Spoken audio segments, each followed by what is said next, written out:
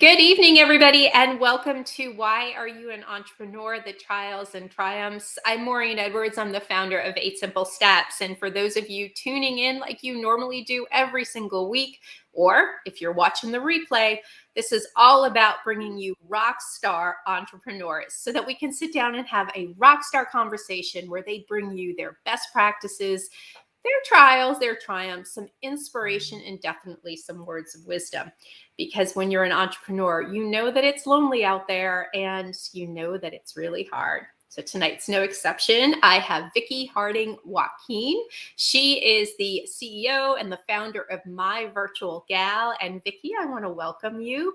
We tried this a couple weeks ago. We had a little bit of a tech snafu, and now you are back. So thanks for being here. Thanks, Maureen. It's so great to be here. I'm glad you invited me back. Absolutely. Well, I was so disappointed. Technology's messy. I mean, like entrepreneurship is messy, right? So, tech has to go with it, and it just didn't work out. But I really wanted people to hear your story. And the question I always start out with is, why, Vickie, are you an entrepreneur? Like, why did you take this on, the hardest thing you could do? Can you share with people how you got here? Well, being a woman of a certain age, I have to say it never occurred to me in my younger years that I might want to be an entrepreneur. So I just, did the corporate thing, and I went with the flow, what most people do. But to make a long story short, when I was around 50, I was working for a small startup company. And after a couple of years, I was the right-hand person to the CEO and founder of the company. After a couple of years, my husband and I were getting very itchy to leave Massachusetts and to go to sunnier places like Florida. So the company I worked for was showing signs that it was not achieving its funding. And I said, you know what, this might be my time to prepare myself. Things are looking a little shaky. Maybe we need to sell our house and move. And so we decided to jump both feet in it together, and we moved to Florida. And at that point, that was when COVID hit. And I said, what am I going to do now? I don't even want to go on interviews in person. It might not be safe.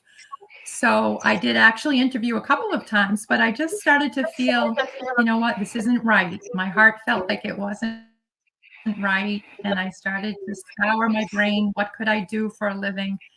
And I said, why don't I do what I know, but do it for myself? And so that's when the entrepreneurship idea popped into my head. Well, it's interesting because everybody kind of gets here in somewhat that's of a it in a nutshell. Yeah, I find entrepreneurship, either people are so excited to take control of their destiny, or sometimes it takes control of them and falls into their lap. And it's like, you know what, I'm presenting myself here. So you said something important here. You decided to do what you know, but do it for yourself. So what's been the hardest thing going from a corporate job, we call it the real job, to now being your own boss?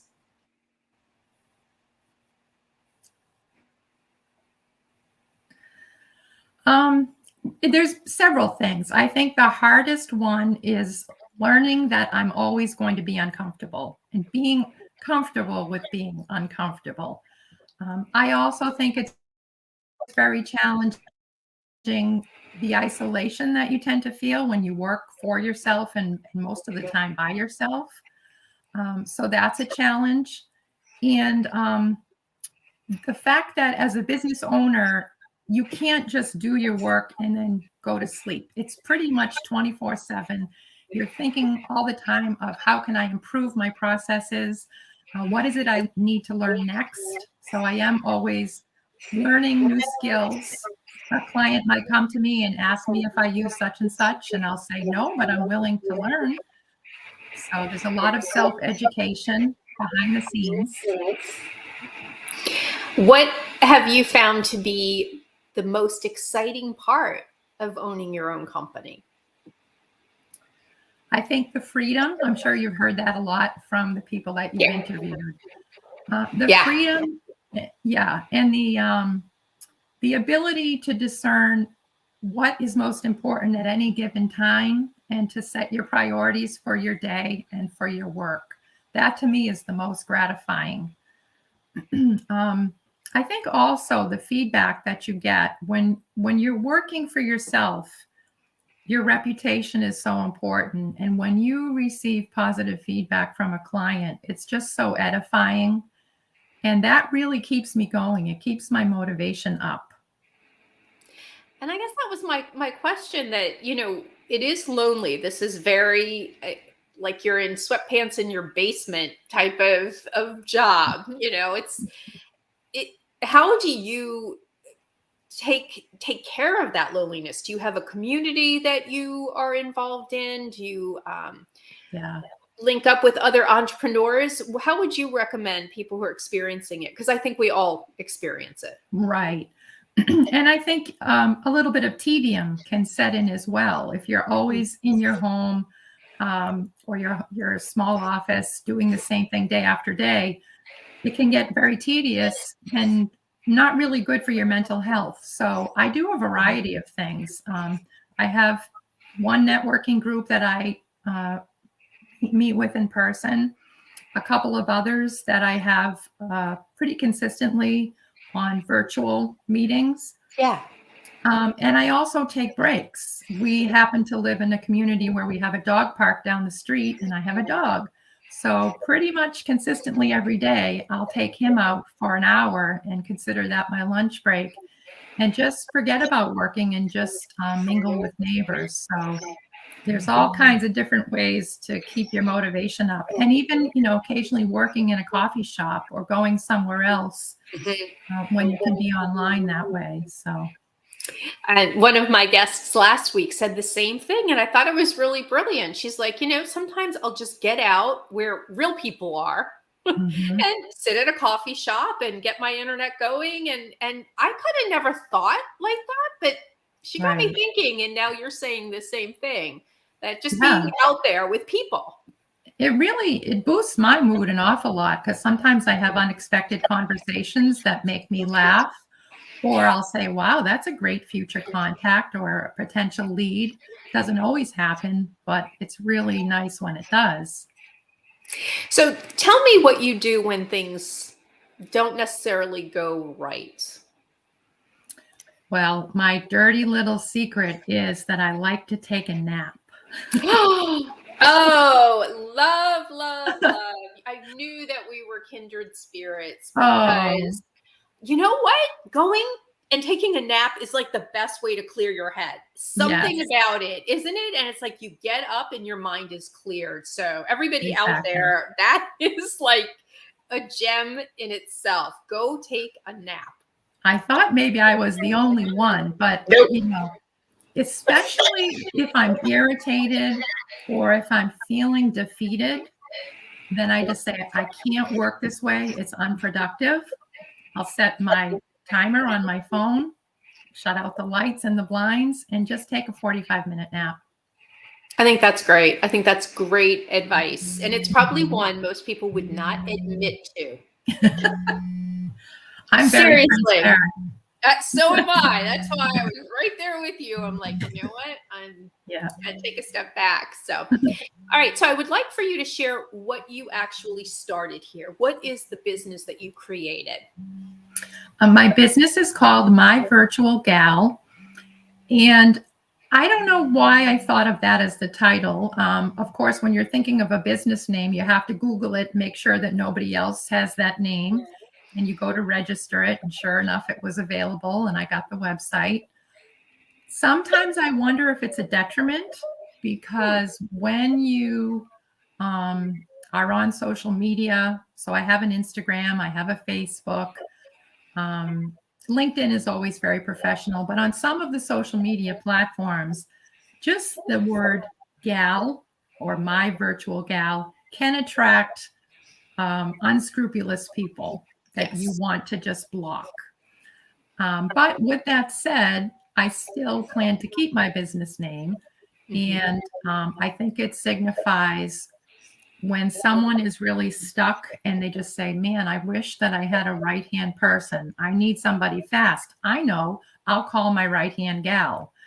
One of my girlfriends thought, oh, it's a little bit sexist, isn't it? And I said, no, because I call my friends gals. I'll say, see you later, gals. Yeah. I happen to be a gal. You could have been my virtual guy. So just to have someone in your back pocket that you can rely on and say, hey, do you know how to do such and such? I need something from my social media, or I need to write an email. Can you read this over and tell me if it sounds okay? So you're providing virtual assistant support across a variety of different mediums. So I like my virtual gal. I just want to tell you, and I'm a name branding, person who's had to create names for dozens of products, and it's hard. Coming up with a business name is hard. I think you did a really good job. Oh, good. Thank you. Sounds great. And thank you for clarifying. Yes, I am a virtual assistant, which can encompass all types of services, administrative help. It could be social media, planning and scheduling. It could be writing, editing, and proofreading, which happens to be one of my strong points. So I really do market myself as that. Okay. So it's a variety. So what's the most surprising thing about entrepreneurship? Something you didn't expect? Well, believe it or not, I did expect that I would always be learning, but I didn't expect the extent to which I'd be learning. I'm not complaining because I actually thrive on learning new things. So I have to say, if you are thinking of becoming an entrepreneur, ask yourself, are you the kind of person who gets a lot of energy from learning new things? Because if it drains you all the time, you might want to reassess who you really want to be your own boss. It's really good advice, Vickie, because it never ends. It is all on the person who's running the business. You can even hire a team all around you, and it still is, you never Right. master it. You just Right. never master entrepreneurship. You just can't. No matter how many businesses I build, I will never master it. There's just too much all the time. So I think Yeah. that's really good advice. What's the one thing that you have loved most though about this? I know you said flexibility and you can, be your own boss, but is there something when you wake up in the morning you go, I totally have made the right decision? Yeah, for me, it's the creativity. There was a period of time when, as I said, when COVID hit and I was reassessing what I wanted to do, I actually thought I had learned how to do something called surface pattern designing. And I thought to myself, maybe I should go back to what I wanted to do as a child. I wanted to be an artist. Is it too late? Here I am. I've lived at least half my life already. Is it too late to become an artist? Well, I ultimately decided, basically because I wanted to jump in and get rolling really quickly, that I needed to use the skills I already had. But how could I bring more creativity into that? So I get a lot of enjoyment from a lot of the business tools that I get to use every day. Obviously, things like Adobe Illustrator, which I was doing surface pattern designing in, I can use that to create logos. I can create all kinds of business assets using Illustrator, pamphlets, brochures. There's also Canva, which is very popular nowadays among. Love it. Yeah. That is probably my favorite tool because it's just like playing. I feel like a child again. Doesn't it feel like paper dolls? Remember when we were little? When I get on Canva, I get so overwhelmed. I'm like, oh my gosh, this is the greatest thing. But at the same time, I think it can be overwhelming with all the different tools. I could get lost in it. And I just want to say, my good friend Stacy has put in, I love the business and have made a note of my virtual gal as a resource. Stacy is actually my entrepreneur of the month for November. Oh, yes. She is amazing. She launched her business a little while ago. So thanks for being here tonight, Stacy. And yes, my virtual gal is a great resource. And I really like the name too. We've been talking about that. So for somebody who has said, you know what, I think that I want to do something different, I want to do entrepreneurship, what would be something that you would say to them, which should be the first thing you should do before you decide to jump and do it? Yeah, I thought about this actually before our call. I jumped right in not having a job at all. And I would recommend, if at all possible, to either make sure that you have a reserve of funds to get your business started. Perhaps if you have a full-time 9 to 5 right now, keeping the 9 to 5 and then starting slowly part-time as a virtual assistant. And once you've acquired maybe 3 to 5 clients, see how that's going and decide, do I want to jump ship and jump into this boat? That's really what I would recommend if you're looking for financial security. It was really rather bumpy the first year and more scary than it needed to be, I think. The other thing is, I would say patience, always being patient with yourself and believing that you will grow, because it will happen. It's an everyday job. And surrounding yourself with other entrepreneurs and other people who think like you. People that they're not naysayers, they're encouragers. They think what you're doing is exciting. Those are the kind of people you want to spend time with. That's great advice. And, you know, we've heard that a lot. One of the best recommendations that I feel anybody can come on here and say is keep your day job. All right. Keep your day job. Work off somebody else's money while you're honing your craft. Right.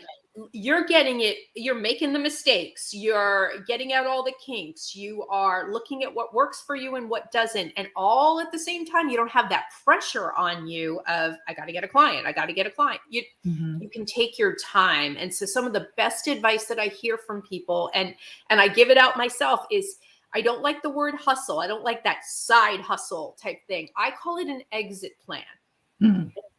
Create your exit plan, your exit future, whatever you want to call it, and work towards there. But keep your day job, because it can take a little bit of time to get up and running. Yes. And I'm sure everyone has also heard about a new business really doesn't get fully off the ground it takes about 5 years. So you have to say, well, I haven't hit my sweet spot yet. I'm still growing. As I said, I started right after COVID. So I'm still in growth mode, and don't look left, don't look right, just keep going. Just keep moving forward. So tell me, you talked about creativity. So I would love to hear from you. What are some of the marketing campaigns you're doing to generate leads and generate reach out there for your business? Are there things out there you're using that could be helpful for others? Yeah, I can't honestly say that I have marketing campaigns for myself. Okay. I've never been trained in marketing as a skill. However, much of what I do is helping people with their marketing. Right. So for myself, in all honesty, I fall at the end of the list. If I'm doing it all day and helping somebody during the day, when it comes time to like posting on social media for myself or creating the video, that's the bane of my existence. I'm not an extrovert, I'm an introvert. So marketing for myself is very difficult.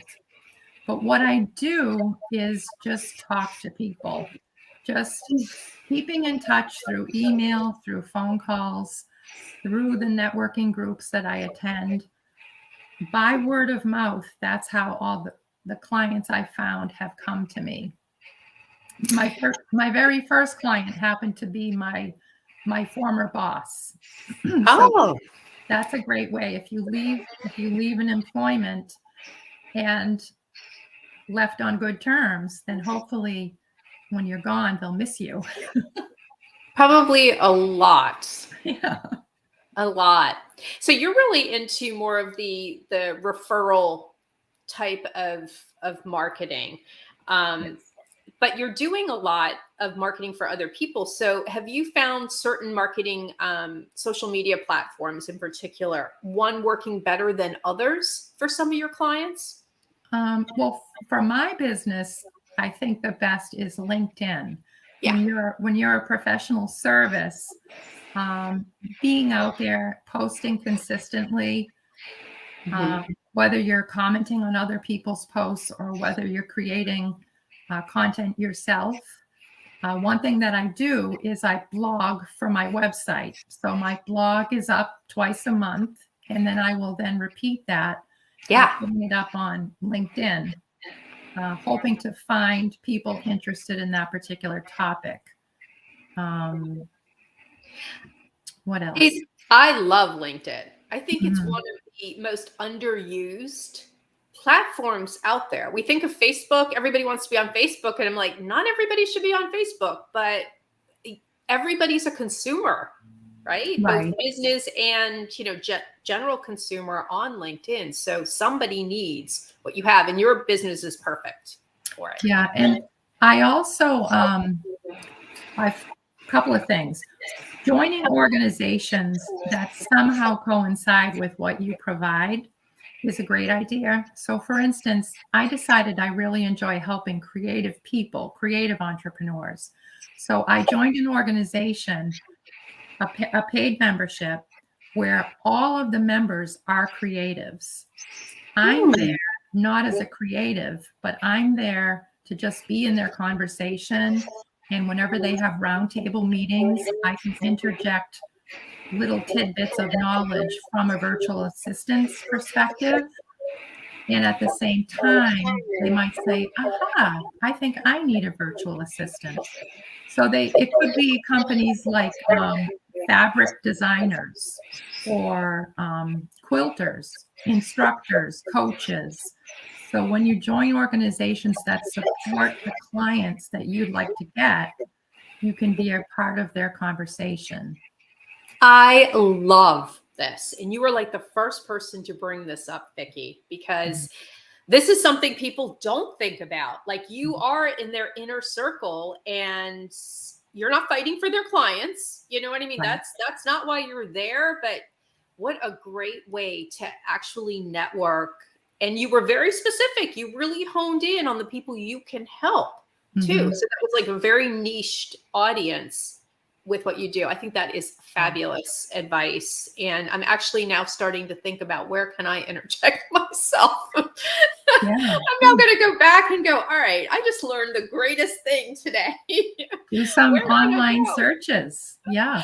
Yeah, Stacy's like so smart. It's so true, Stacy. I think you and I, we're going to have to sit down and go, all right, where can we go? Where can we go? So tell people out there something about yourself, besides the fact that you will take a nap if you get stressed and you need to decompress, right? We're both Right. right there with each other. But what is it, something about you, Vickie, that somebody would never expect? Well, I consider myself an introvert, and yet at the same time, I also have come to realize that I take risks and that I'm not afraid to take risks. So it's interesting. I always thought an extrovert takes risks and an introvert is too shy to take risks, and that's not the case at all. So as you can see, I started my business. That was a risk. I had no job, and I said, I don't want to work for someone else. I'm doing it by myself. To me, that was a risk. My husband thought it was a risk for sure. He also is self-employed, but so he understood. He understood my need to do this. I like to have fun, maybe in unconventional ways, and not so unconventional. For instance, I have not skydived, but I've done something very exciting, which comes very close when you go in one of those air tubes, or what do you call it? It's like a simulator for skydiving. Oh, no, thank you. So that's kind of something interesting. I speak French. That's a little bit interesting as well. I went to college for French language and literature. Nice. But you said you were a risk taker. Well, anybody who's going into that little funnel thing, whatever, that right there is definitely not, it doesn't matter whether it's extrovert or introvert. You're an entrepreneur, and entrepreneurs take calculated risks. Right. So you cannot, if you're going to call yourself an entrepreneur, you've got to call yourself a risk taker. True. They just go hand in hand. And I also think in my small way, I did not bounce around the country when I was being raised. I was born and raised in Massachusetts, and I lived there for a good close to 60 years. I needed a change. I needed a mindset change. I needed a new environment. And that's when my husband and I both agreed that it was time to move to Florida. Just cut the ties. Obviously, we still have family who we love and we can visit, but just moving to a new culture. I mean, it is basically a new culture, going from Massachusetts to the South. Absolutely. Yeah. So sometimes you just need that and you have to take the leap. And you took a risk. So you did a lot of risk taking in like just a short period of time. Right. That can just like hit you hard. Yeah. So I want you to tell everybody out there, Vickie, how they could get a hold of you if they would like to hire My Virtual Gal. Sure. I have a website, myvirtualgal.com. I'm also on LinkedIn, My Virtual Gal, or by my name. I do have a Facebook and Instagram profile. I don't post very often there. And I also forgot to mention another group that I've joined is Alignable, which is sort of like a LinkedIn, but different. So you can find me on Alignable.